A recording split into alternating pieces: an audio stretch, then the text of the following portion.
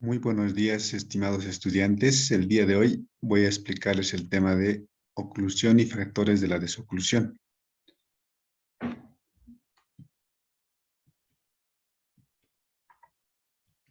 En el contenido de este tema vamos a tocar los siguientes puntos. Primero vamos a estudiar acerca de la historia. Vamos a ver que durante la historia ha habido dos momentos en los cuales se ha estudiado en una primera etapa, principalmente los conceptos de oclusión, y hubo una segunda etapa donde se empezó a estudiar los conceptos de la desoclusión. Realizaremos definiciones sobre lo que es oclusión y sobre lo que es desoclusión. Veremos que existen principalmente en la actualidad dos tipos de conceptos de la desoclusión, que son la desoclusión por presencia y la desoclusión por contacto. Posteriormente, analizaremos la oclusión y la desoclusión en pacientes con bocas sanas. Analizaremos lo que es la oclusión orgánica, los factores de la desoclusión, que son, hay varias clasificaciones sobre lo que son los factores de la desoclusión. Veremos las diferentes clasificaciones que existen sobre este aspecto y veremos cada uno de los factores de la desoclusión, los cuales son la ATM, la alineación tridimensional y la guía anterior. Entonces empezamos con el primer punto sobre la historia. En la primera etapa de la historia, del estudio de la oclusión, en el cual se ha enfocado principalmente el estudio de la oclusión, se puede dividir en tres momentos el estudio de la oclusión. En un primer momento, cuando se inició el estudio de la oclusión, en ese primer momento se empezó a estudiar por los especialistas en prótesis completas.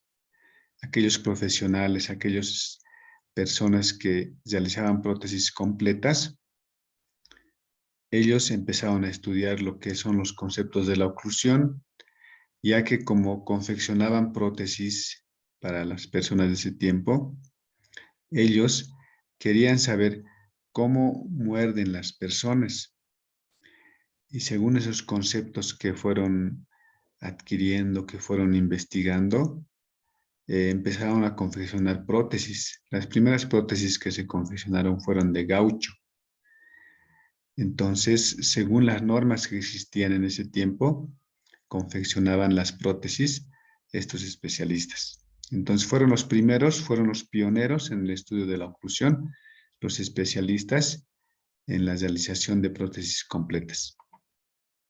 En un segundo momento, se empezó a estudiar más sobre los conceptos de oclusión y hubo un tiempo en el cual se estudió lo que son las relaciones oclusales, que fueron estudiadas por el doctor Angle, el cual marcó un hito en el estudio de la oclusión.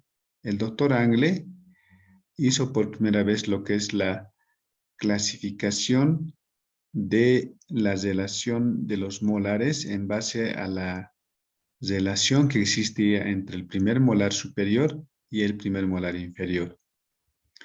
Y él clasificó esta relación molar estática en una relación molar clase 1 o normo-oclusión, una relación clase 2 o disto-oclusión y una relación molar clase 3 o mesio-oclusión. Esta clasificación que el doctor Angle realizó en ese tiempo realmente marcó un hito tan importante que incluso ahora en la actualidad es todavía utilizada por los ortodoncistas en la especialidad de ortodoncia. Tenemos la tercera etapa. La oclusión siguió estudiándose por varios especialistas de otras ramas, de otras especialidades de la odontología, como por ejemplo fueron los periodoncistas. Los periodoncistas también empezaron a estudiar lo que es la oclusión y principalmente trataron de vincular lo que es el trauma de oclusión y la recesión gingival. Ellos observaban que habían muchos pacientes que presentaban lo que es la recesión gingival, pero estos pacientes no presentaban placa bacteriana, eran personas que tenían una higiene dental adecuada, una higiene bucal buena, pero aún así presentaban un trauma, una recesión gingival. Entonces, ellos empezaron a relacionar lo que es el trauma de oclusión con la recesión gingival. Actualmente se conoce que el trauma de oclusión eh, puede ser un factor que puede causar una recesión gingival. Claro que no depende directamente del trauma de oclusal, la recesión gingival, pero actualmente se sabe que es uno de los factores que influye en la presencia de la recesión gingival. Entonces, en ese tercer momento también podemos ver que se ha estudiado lo que son los conceptos de oclusión.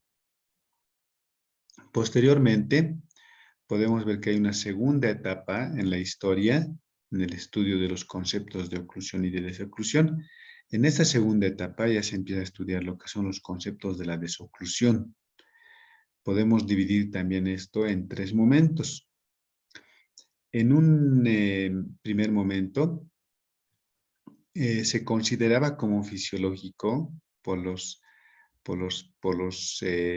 profesionales que pertenecían a lo que denominábamos como la escuela clásica, que la función de grupo posterior era algo fisiológico que las personas presenten.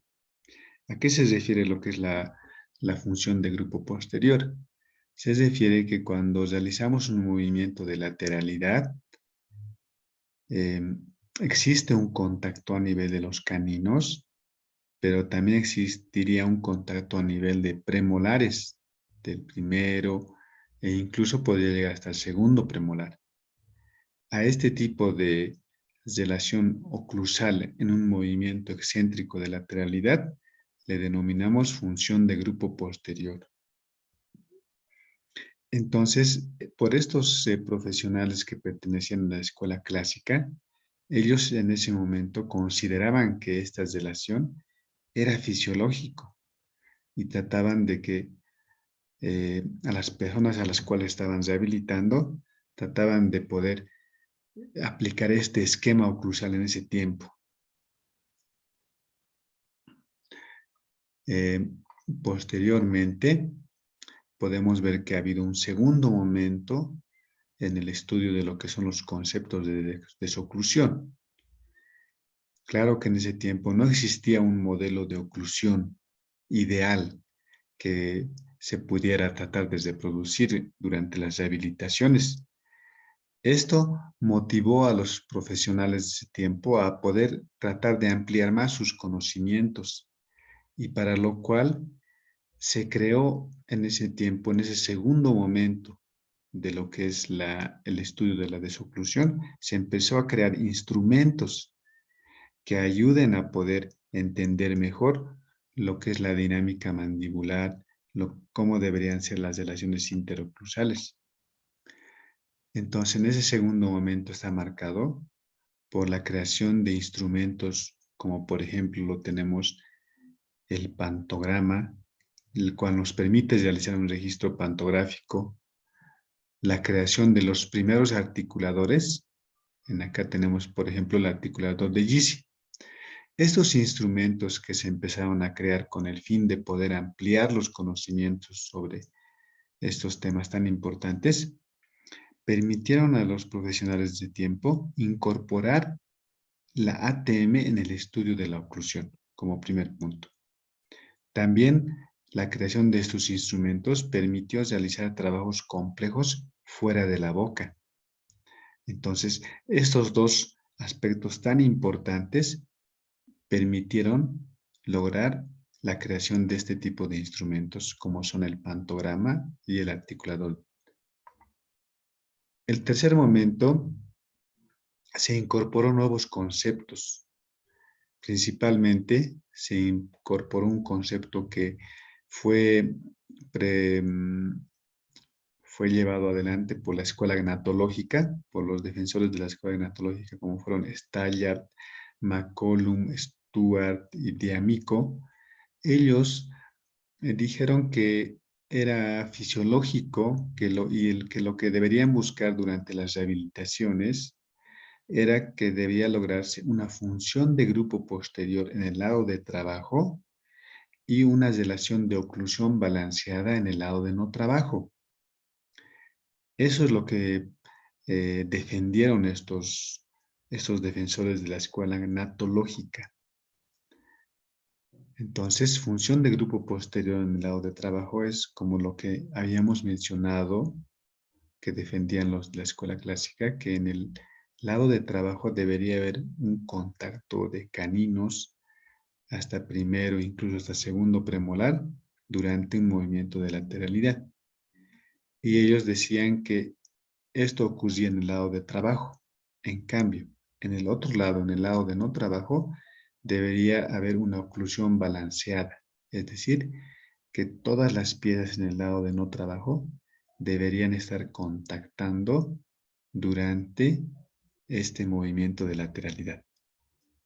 Posteriormente, entonces podemos decir que en estos conceptos que se manejaban durante ese tiempo por la escuela gnatológica, no se hablaba sobre los conceptos de la desoclusión, es decir, en acá podemos ver que en estas relaciones que se buscaban en ese tiempo había una falta de lo que es la desoclusión.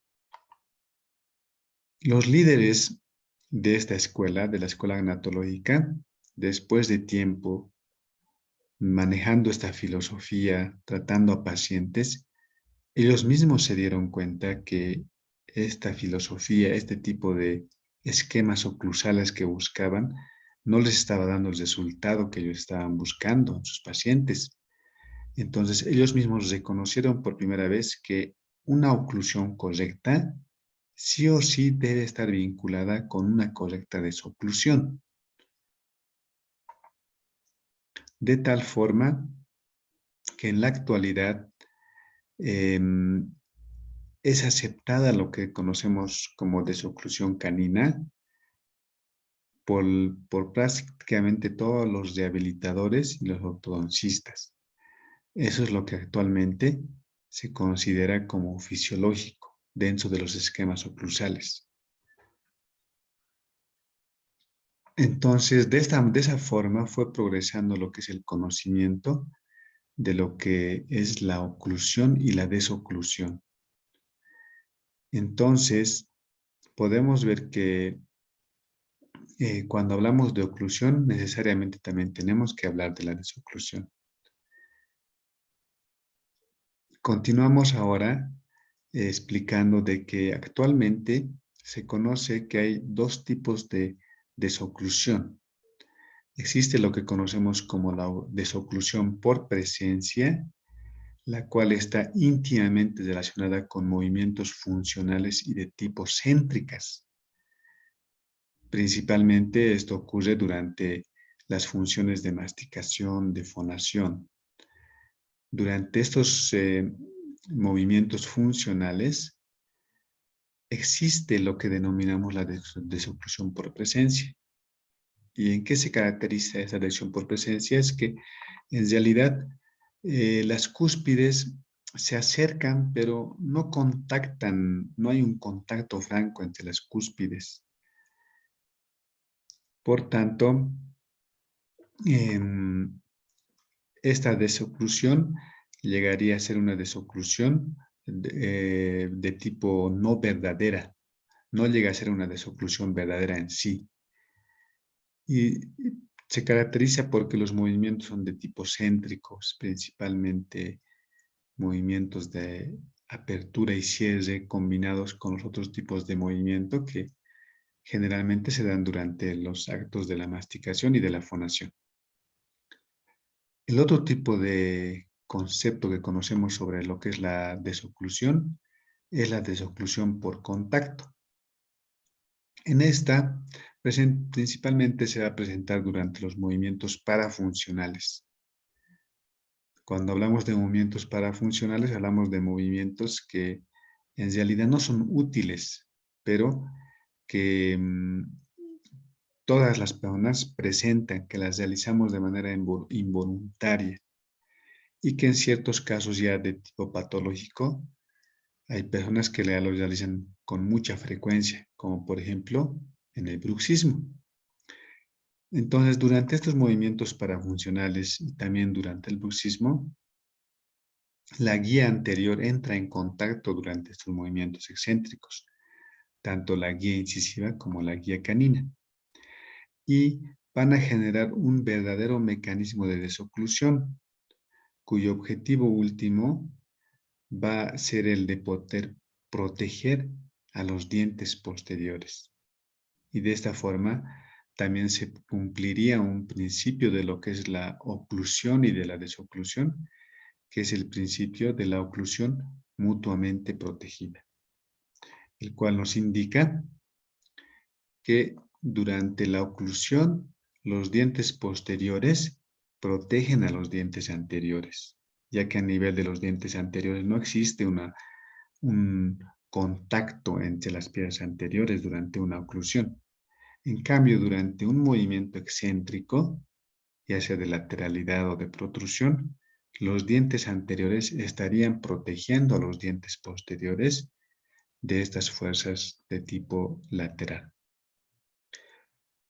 Entonces, continuando, vamos a definir lo que es la desoclusión. Una de las primeras definiciones sobre lo que es la desoclusión es esta. Se entiende por desoclusión la separación de la oclusión por la oclusión misma. Parece un concepto confuso, pero vamos a ver que realmente tiene sentido. Esto significa que para que una persona pueda ser capaz de desocluir, primeramente tiene que tener una correcta oclusión. Cuando una persona cumple los requisitos, cumple los parámetros de una oclusión correcta, seguramente va a poder desocluir durante los movimientos excéntricos. Entonces, la desoclusión se basa en este principio muy importante que es la oclusión mutuamente protegida, lo que ya hace un momento atrás lo he mencionado. Vamos a continuar con el análisis de lo que es la oclusión y de la desoclusión en pacientes que presentan bocas sanas. Entonces, vamos a iniciar en este aspecto, vamos a analizar dos puntos. Uno, lo que es la oclusión orgánica y otro, lo que son los factores de la desoclusión. En cuanto a la oclusión orgánica, nosotros consideramos que una persona presenta una oclusión orgánica cuando se unen dos requisitos.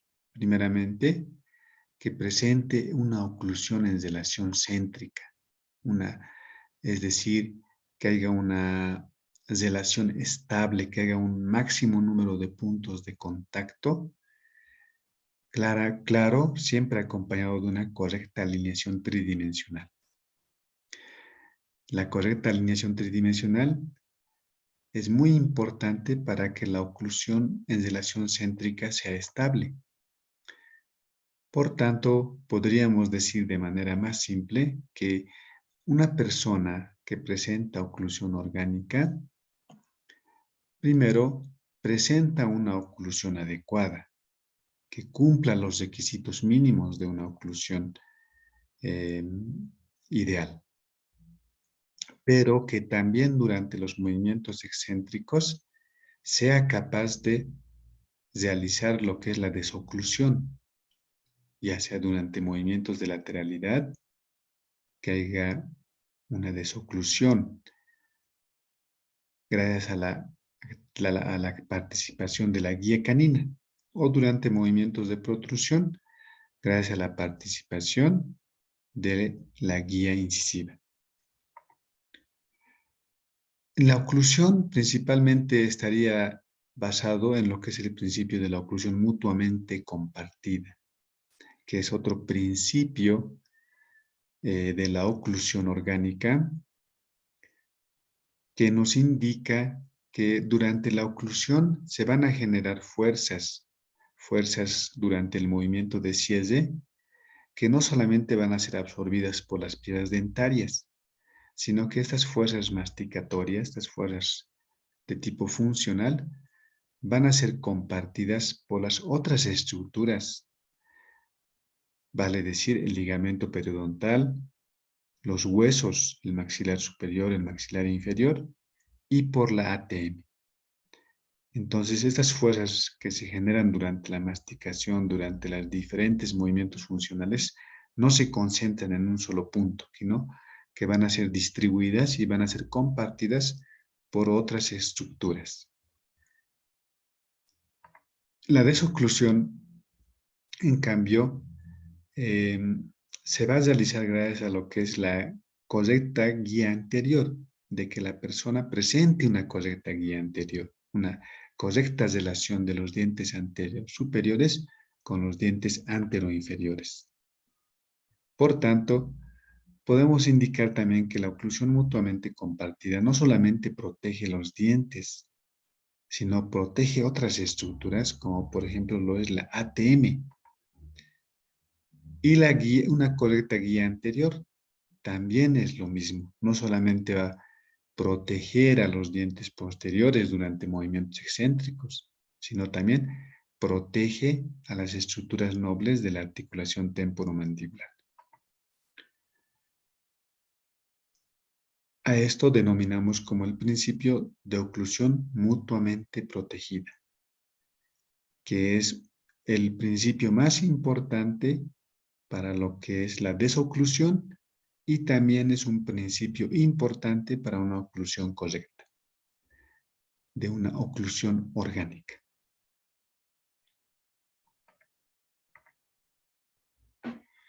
Continuamos con lo que son los factores de la desoclusión.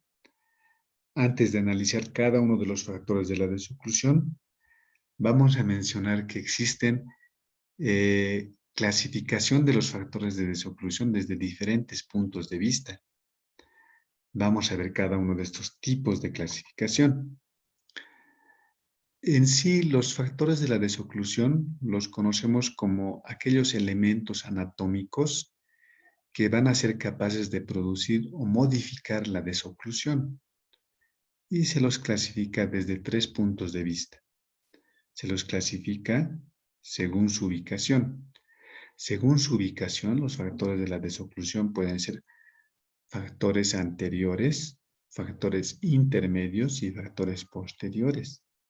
Sabiendo que los factores anteriores corresponden a la guía anterior, los factores intermedios corresponden a la alineación tridimensional de las piezas posteriores y los factores posteriores corresponden a la cinemática de la articulación temporomandibular. Esa es la clasificación de los factores de la desoclusión desde el punto de vista de la ubicación. Según su comportamiento, los factores de la desoclusión pueden ser factores variables o factores fijos. Cuando hablamos de factores variables, correspondería a la guía anterior y a la alineación tridimensional de las piezas posteriores. Cuando hablamos de factores variables, nos referimos a que en este caso, el operador, en este caso el odontólogo, puede modificar estos dos factores a través, por ejemplo, de procedimientos de rehabilitación oral o cuando, por ejemplo, hacemos una remodelación de la guía anterior. Por eso se denomina variable, que puede cambiar. En cambio, conocemos como factores fijos, en este caso, al factor de la desoclusión posterior a la ATM, ya que la conformación anatómica de la ATM es mucho más complicado modificarlo, ya que es un tejido que está cubierto por otros tejidos, está protegido, está rodeado por una cápsula articular, por un tejido conjuntivo, por la piel, entonces es muy difícil que podamos modificarlo, salvo que presente alguna patología que realmente esté afectando a todo el sistema estomatognático y requiera unas intervenciones de tipo quirúrgica, que se van a dar en menos porcentaje, no en casos raros. Entonces es la clasificación según su comportamiento. También se clasifican los factores de la desoclusión según el grado de la importancia. Según este aspecto, se puede clasificar en factores elementales y factores primarios. Conocemos como factores elementales a los niveles de la oclusión, los cuales corresponden a las depresiones y a las elevaciones. Y como factores primarios, lo que nos vamos a enfocar en este día, que son la guía anterior, alineación tridimensional de las piezas posteriores y la ATM, la cinemática de la ATM. Entonces, esos son los 3 puntos de vista desde los cuales se puede clasificar los factores de la desoclusión. Analicemos cada uno de estos factores y la importancia que tiene tanto en la oclusión, pero tal vez lo vamos a enfocar más desde el punto de vista de lo que es la desoclusión. La ATM. La ATM como un factor de la desoclusión lo vamos a analizar desde 3 puntos de vista. Vamos a analizar la ATM desde el punto de vista de la trayectoria condilia. Acá vamos a ver la trayectoria condilia, el sagital principalmente, y también vamos a ver como segundo punto de análisis el movimiento de Bennett. En este caso entraría lo que es la trayectoria condilia lateral.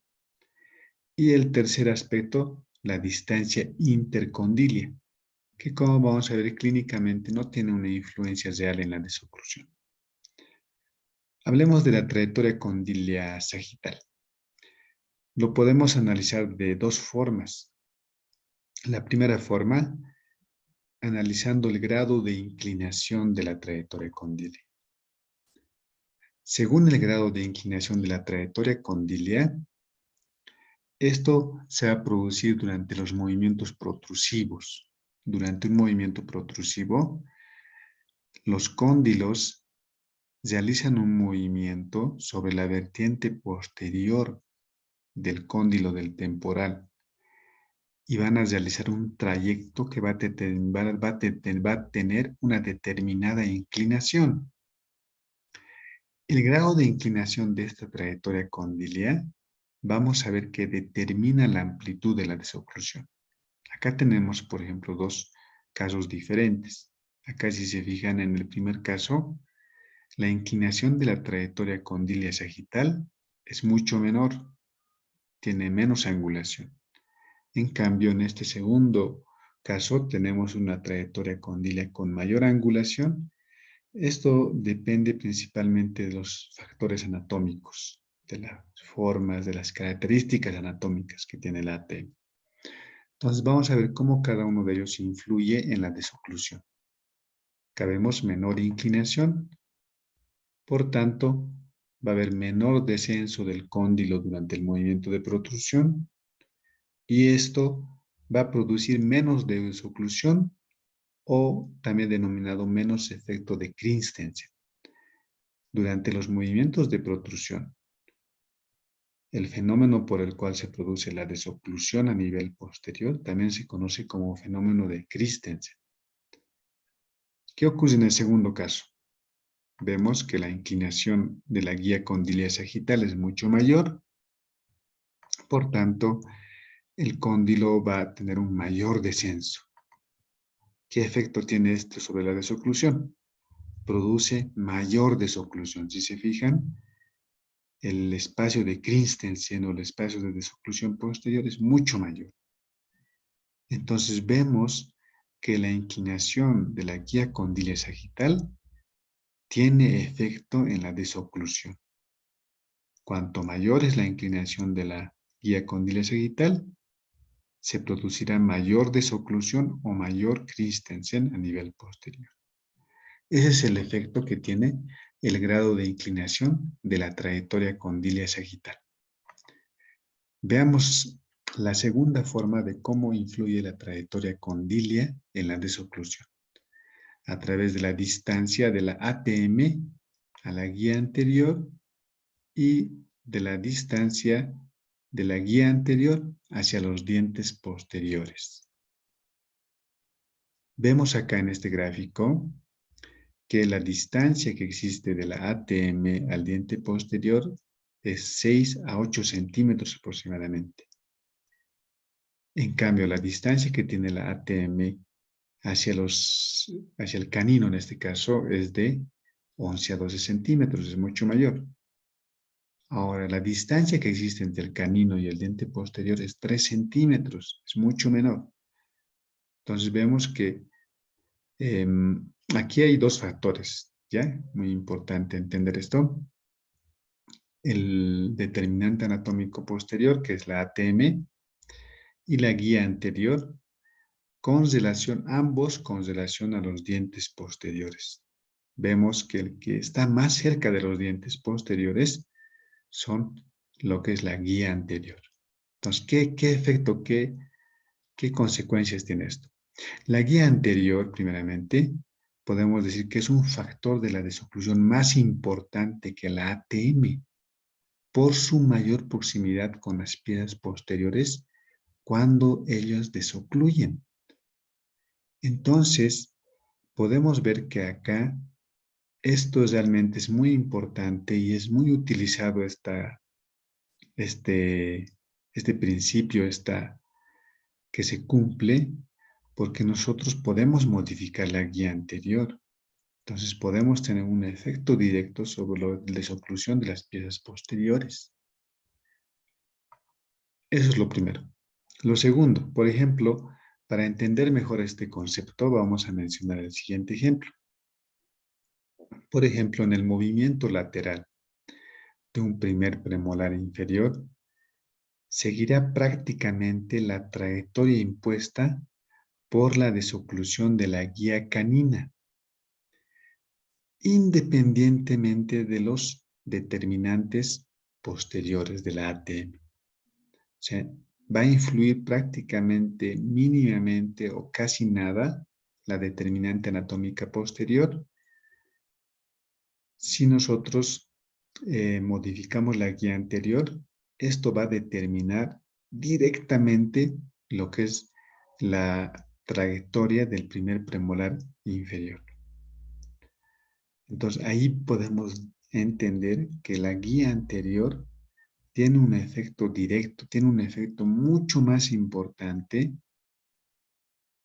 sobre la desoclusión que la AT. Eso es lo primero que podemos concluir de este punto. También por esto podemos mencionar que en los procedimientos de rehabilitación se debe partir primeramente de una guía anterior correcta.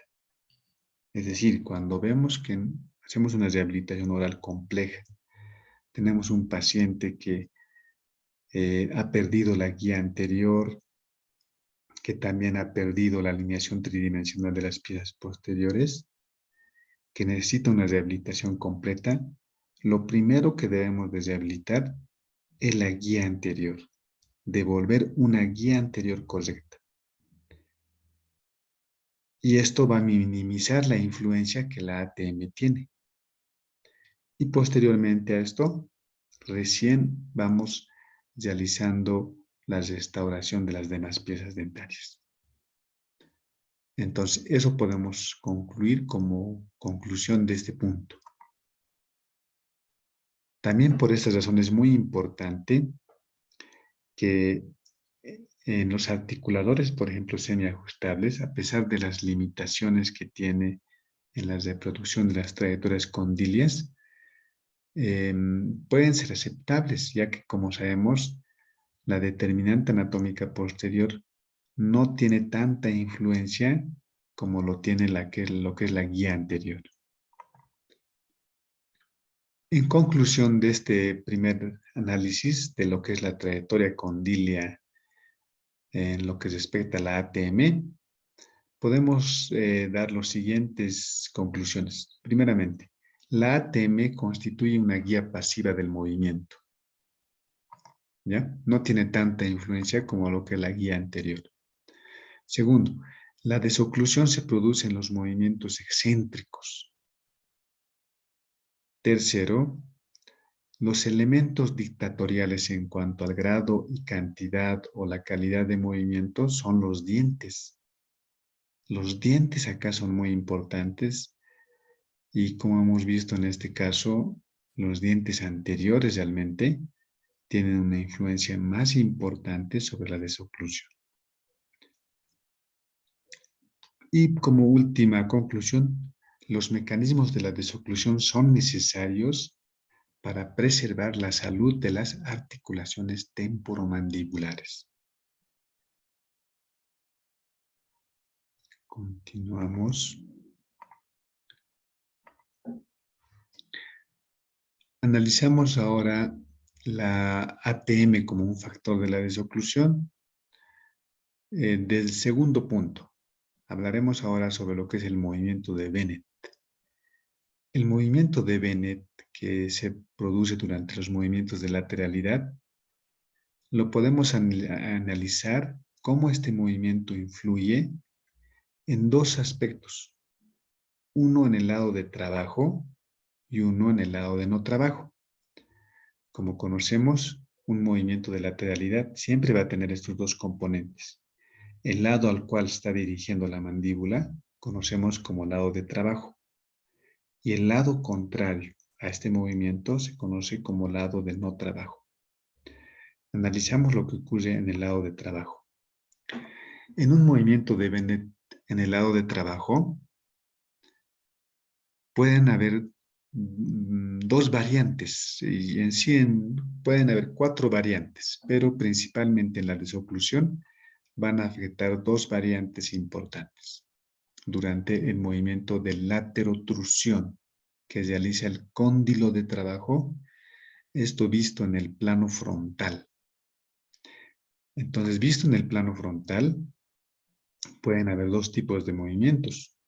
Uno es el movimiento de surtrusión, cuando el cóndilo de trabajo se dirige hacia afuera y hacia arriba. Y el segundo movimiento es el movimiento de detrusión, cuando el cóndilo se dirige hacia afuera y hacia abajo. En el primer caso, el movimiento de surtrusión, que es hacia afuera y hacia arriba, va a generar un efecto que se va a transferir a los molares inferiores. ¿Qué es lo que va a ocurrir? En caso de que hubiera el primer variante, que es el movimiento de surtrusión, va a causar este efecto. Mire, durante un movimiento de surtrusión, los molares realizan también un movimiento similar hacia afuera y hacia arriba. En cambio, durante el movimiento de detrusión, los molares van a realizar un movimiento mucho menos pronunciado hacia afuera y mínimamente hacia arriba, casi recto. Entonces, esos dos efectos se tiene dependiendo cuál de estas variantes se presente en el cóndilo de trabajo. Esto, vale mencionar, va a estar determinado por la morfología de la cavidad glenoidea, por la morfología del cóndilo de la mandíbula. ¿Cómo afecta esto en la desoclusión? Si la variante que predomina en el paciente es el movimiento de surtrusión, esto va a dificultar la desoclusión. Hace que la desoclusión sea complicada. En estos casos, habrá que realizar ciertos tratamientos para poder facilitar la desoclusión, que como vamos a ver más adelante, consiste principalmente en el desgaste de las cúspides de corte. En el segundo caso, cuando el movimiento que predomina en el cóndilo de trabajo es el movimiento de detrusión hacia afuera y hacia abajo, esto va a facilitar la desoclusión. Entonces vemos acá que dependiendo cuál de estas variantes predomina en el cóndilo de trabajo, una facilita la desoclusión y la otra dificulta la desoclusión. Ese es el primer aspecto. El segundo aspecto lo analizaremos en el lado contrario, el lado de no trabajo. En el lado de no trabajo está compuesto por dos componentes, por el movimiento de Bennett progresivo y por el movimiento de Bennett inmediato. Con fines didácticos lo vamos a estudiar de manera separada. Primeramente, el movimiento de Bennett progresivo. El movimiento de Bennett progresivo, como su mismo nombre lo indica, se va a realizar de manera progresiva, en la cual consiste en el desplazamiento del cóndilo de no trabajo durante el movimiento de lateralidad. Este cóndilo se va a desplazar siguiendo la dirección de abajo, hacia adentro y hacia adelante. Lo va a realizar de manera progresiva, de manera consecutiva. Y va a formar un ángulo con el plano sagital medio. A este ángulo denominamos el ángulo de Bennett. Va a tener dos componentes, un componente vertical y un componente horizontal. Estos van a tener una influencia directa sobre la altura de las cúspides y la dirección de los surcos. Y por tanto, este movimiento de Bennett progresivo, podemos mencionar de que es favorable para la desoclusión. Veamos qué es lo que ocurre en el movimiento de Bennett inmediato. El movimiento de Bennett inmediato también se produce en el cóndilo de no trabajo. Pero este movimiento de Bennett inmediato es un movimiento brusco.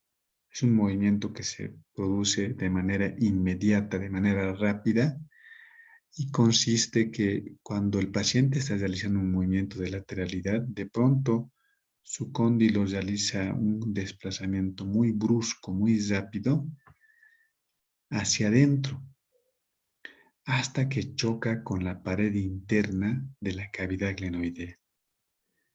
Una vez que llega a chocar con la pared de la cavidad glenoidea, recién empieza a desplazarse de manera progresiva y se produce el movimiento de Bennett progresivo.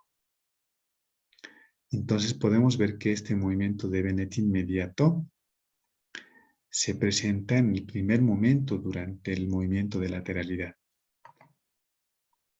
Es un desplazamiento inmediato que va a preceder al movimiento de Bennett progresivo.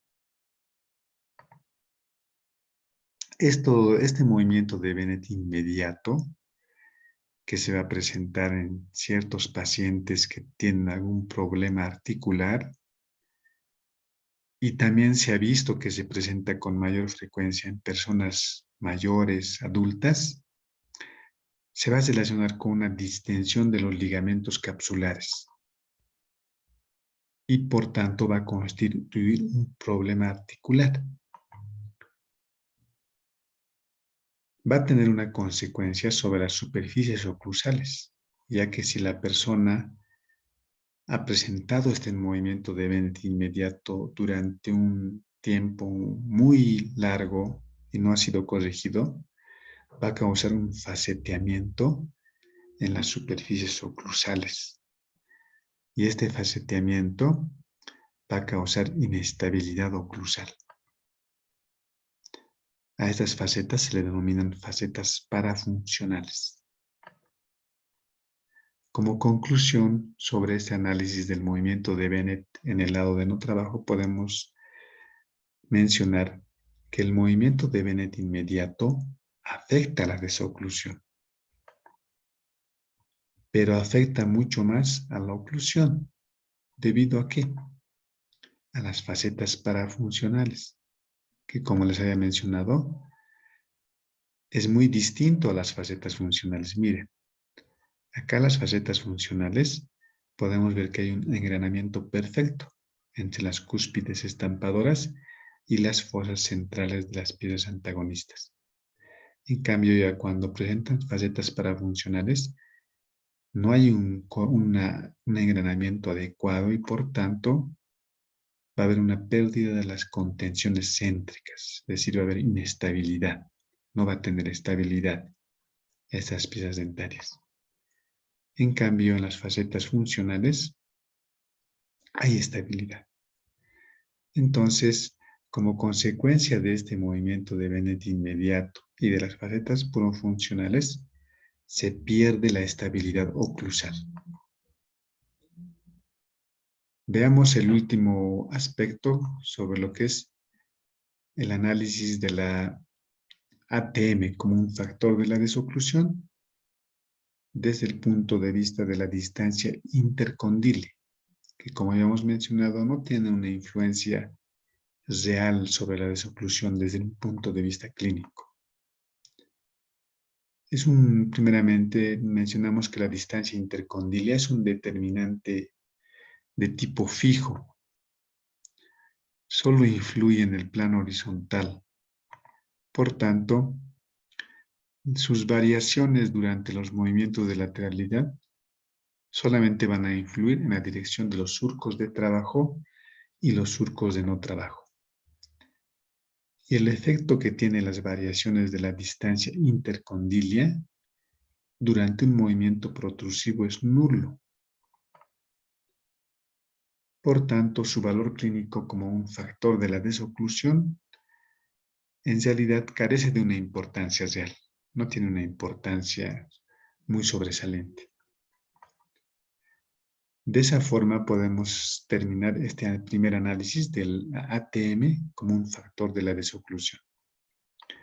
Continuemos con el siguiente factor, que es lo que es la alineación tridimensional.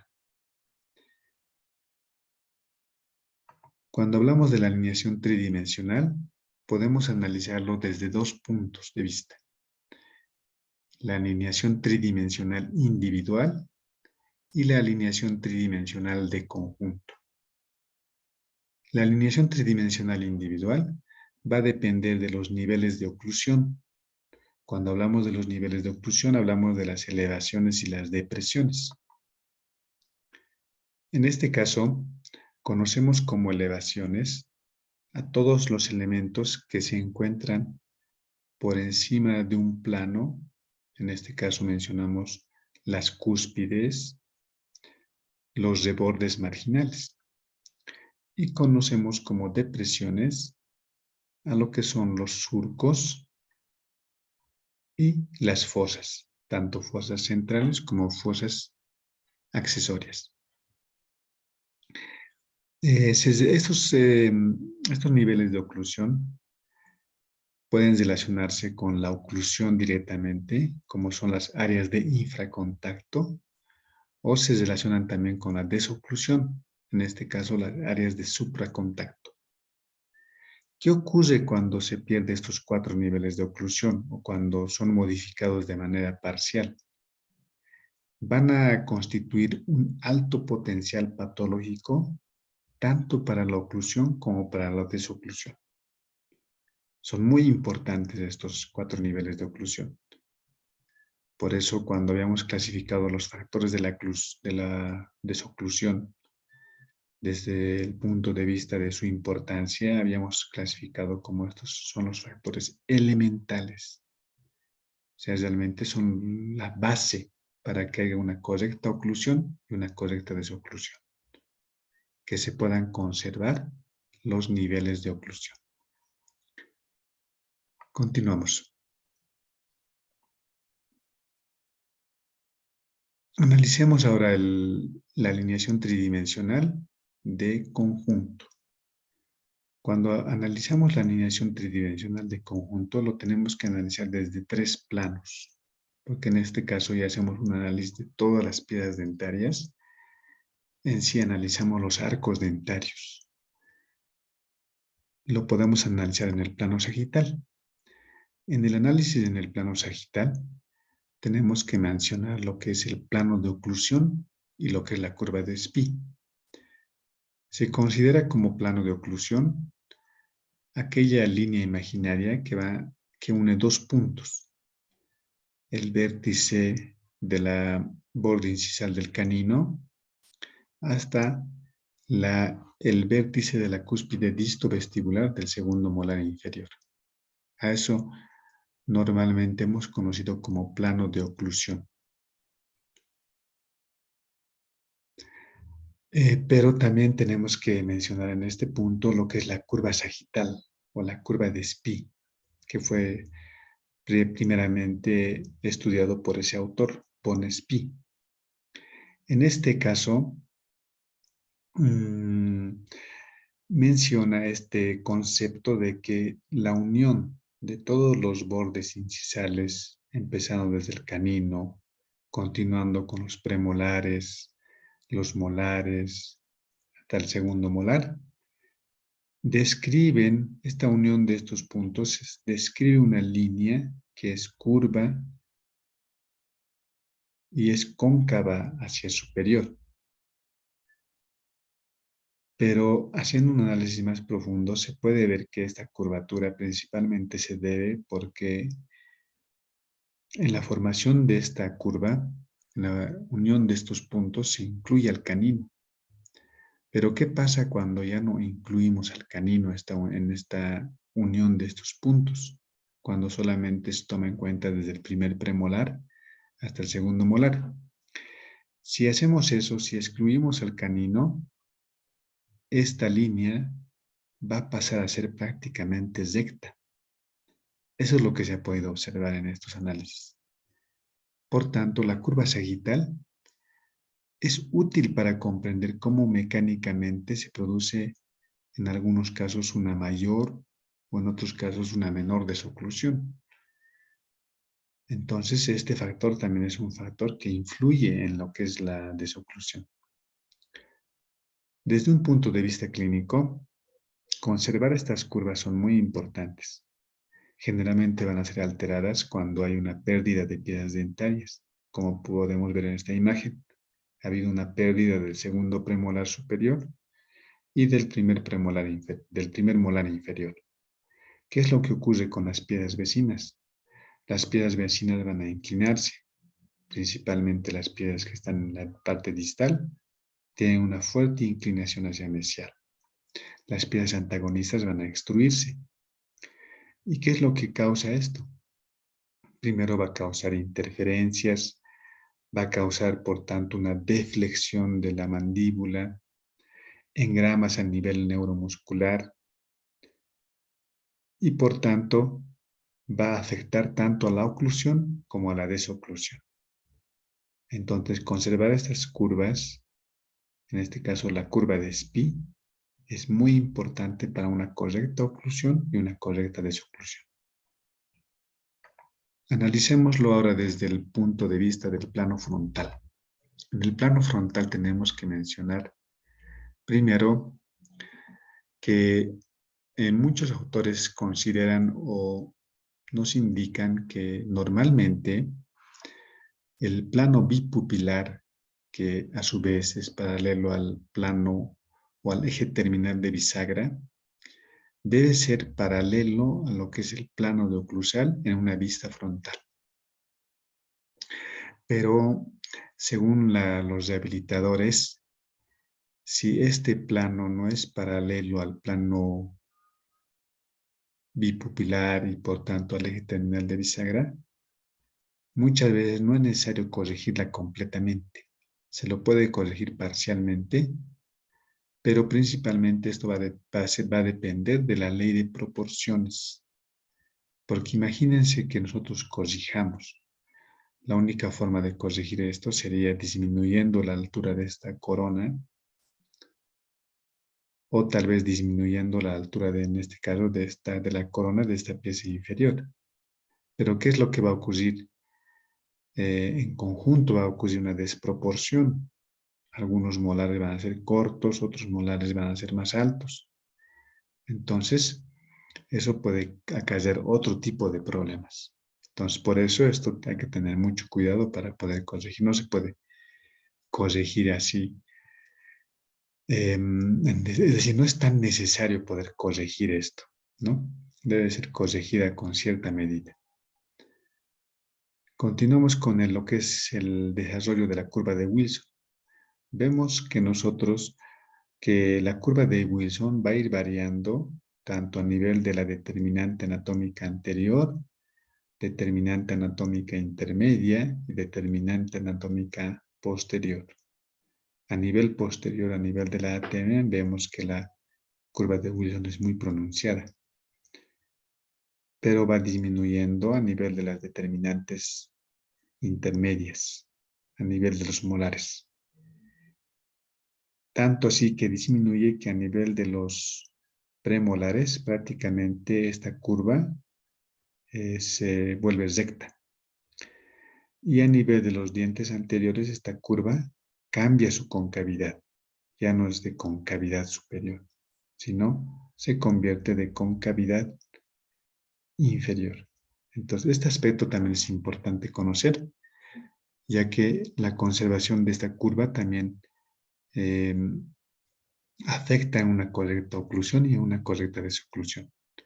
Por ejemplo, cuando esta curva ha sido alterada y está alterada también la desoclusión, en una rehabilitación, por ejemplo, se va a buscar generar más curva de Wilson, principalmente en el lado de trabajo. ¿Y cómo? Acortando las cúspides de corte.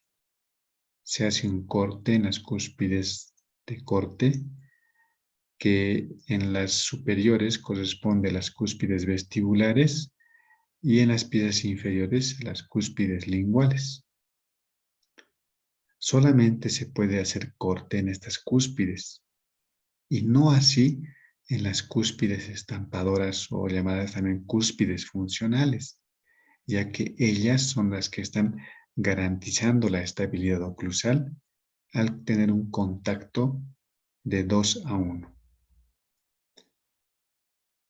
Eso en el plano frontal. Analicémonos en el plano horizontal.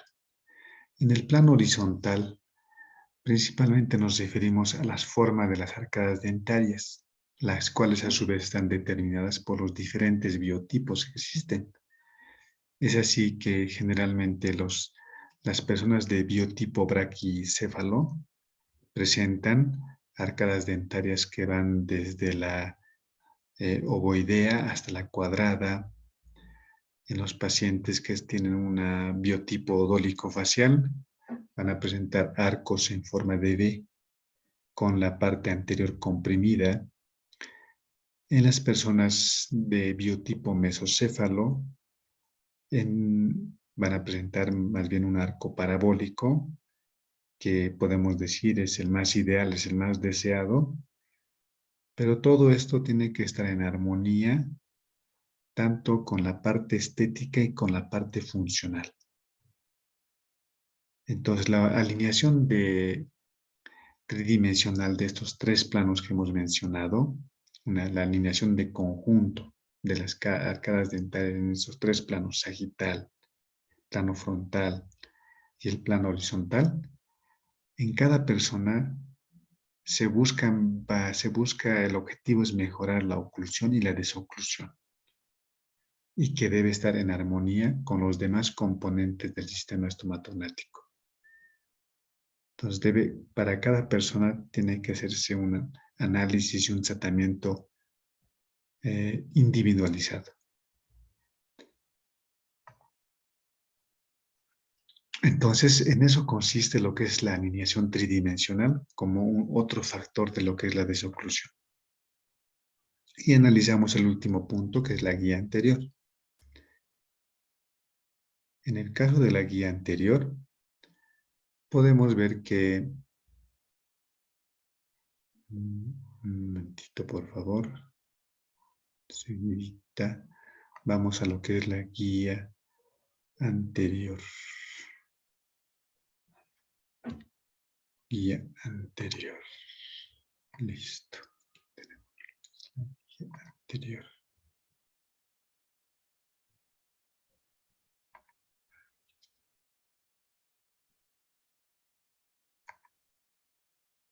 Guía anterior. La guía anterior como un factor de la desoclusión. Puede ser analizado también desde 3 puntos de vista. Primer punto de vista, desde la estabilidad oclusal y la guía anterior, que principalmente la estabilidad oclusal va a estar determinada por los puntos de contacto interoclusal entre piezas antagonistas. Esto va a estar determinado a su vez por los contactos denominados topes y estabilizadores. ¿A qué se refiere esto? Nosotros conocemos en los puntos de contacto interoclusal, que seguramente ya han avanzado en las anteriores clases, en el sentido mesiodistal, reconocemos 2 tipos de contactos. Unos que se denominan los topes, que se dan generalmente entre las cúspides mesiales de los superiores y las cúspides de los antagonistas. Pero estos puntos se dan en la parte mesial. En cambio, los estabilizadores se encuentran en los contactos que están más hacia distal, entre las cúspides distales de los superiores y las cúspides distales de los inferiores. Entonces, la presencia tanto de los topes y los estabilizadores nos dan arcos de cierre estables. Pero en los arcos de cierre estables, los topes deben encontrarse a nivel mesial. Debe darse el primer punto de contacto durante el cierre, debe ser en los topes, porque cuando existe este contacto interoclusal en los topes, esto va a consolidar y estabilizar la oclusión, porque va a permitir que se proteja los dientes anteriores, permitiendo un acoplamiento correcto sin contacto a nivel de los incisivos. Es decir, se va a cumplir el principio de lo que es la oclusión mutuamente protegida, que nos indica que durante la oclusión, durante el cierre, los dientes posteriores protegen a los dientes anteriores. ¿Qué es lo que pasaría cuando no se cumple esto? Cuando hay arcos de cierre inestables, los cuales van a consistir en que cuando la persona cierra, cuando cierra la boca, los contactos se van a dar principalmente a nivel de los estabilizadores. ¿Qué va a causar esto? Causa una inestabilidad posterior, va a generar una deflexión mandibular en contacto directo con los dientes anteriores, lo cual puede tener 2 efectos. Puede causar una dispersión de los dientes anteros superiores o, caso contrario, un apiñamiento en los dientes antero-inferiores. Entonces podemos ver desde este punto de vista la importancia que tiene que se den contactos adecuados de los topes y estabilizadores. El segundo aspecto en el cual vamos a analizar lo que es la guía anterior como un factor de la desoclusión es el estudio cinemático de la guía anterior. Y esto lo analizamos cómo influye la cinemática de la guía anterior en la desoclusión. Principalmente vamos a analizar en este punto lo que es la altura funcional, el punto de acoplamiento y el ángulo desoclusivo. ¿A qué nos referimos cuando hablamos de altura funcional? No es otra cosa que la cantidad o la distancia que se entrecruzan entre los incisivos superiores e incisivos inferiores en el plano vertical. La distancia que va desde el borde incisal de los incisivos inferiores al borde incisal de los incisivos superiores. A eso conocemos como altura funcional. ¿A qué se refiere lo que es el ángulo de la desoclusión? El ángulo de la desoclusión, en cambio, se va a medir en relación al plano infraorbitario. Acá tenemos el plano infraorbitario y con relación a este plano infraorbitario el eje longitudinal del incisivo superior va a formar un ángulo. Y de manera más específica y más detallada, la cara palatina del incisivo superior forma un ángulo con el plano infraorbitario. A este ángulo que se forma denominamos como el ángulo de deseclusión. Este debe ser suficiente para poder generar una desoclusión, pero sin llegar a ser restrictivo en los movimientos mandibulares. Debe tener una angulación adecuada. No puede ser demasiado ni tampoco debe de ser insuficiente. Debe ser una angulación adecuada que permita una correcta desoclusión, ya sea durante movimientos de protusión como durante movimientos de lateralidad. Entonces, ¿cómo podemos obtener esa angulación ideal? Hay una fórmula que se ha podido determinar por varios estudios, por varios autores, que nos indica que este ángulo de desoclusión debe ser igual a el ángulo de la trayectoria condilia sagital más 5 grados. Tenemos lo que es el ángulo de la trayectoria incisiva o el ángulo de la desoclusión también conocido. Analicemos ahora la desoclusión inicial y la desoclusión final. La desoclusión inicial y la desoclusión final podemos decir que se resume en la siguiente fórmula. Altura funcional es igual a desoclusión inicial más desoclusión final. Acá tenemos esta fórmula. La altura funcional no es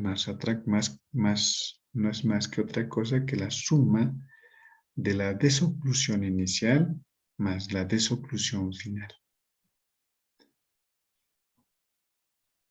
La desoclusión final, en el lado de trabajo, vemos acá, nos indica que debe generar un espacio uniforme a nivel de los dientes posteriores. Es decir, debe originar la desoclusión, pero con un espacio que debe ser uniforme a lo largo de todas las piezas posteriores. Acá podemos ver un análisis donde comparamos la desoclusión inicial, desoclusión final a nivel de los dientes anteriores con lo que va ocurriendo en la altura funcional de las piezas posteriores. Aquí vemos pintado de color celeste cómo se produce primero la desoclusión inicial de los dientes anteriores, lo cual corresponde a la altura funcional de las piezas posteriores.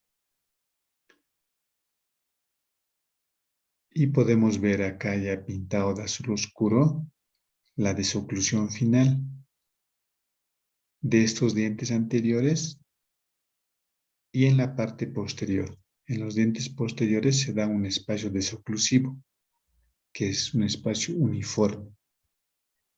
Entonces, a eso conocemos como desoclusión inicial y desoclusión final. Con esto concluiríamos lo que es la explicación de este tema, de lo que son los factores, de lo que es la oclusión y los factores de la desoclusión. Muchísimas gracias a todos por su atención.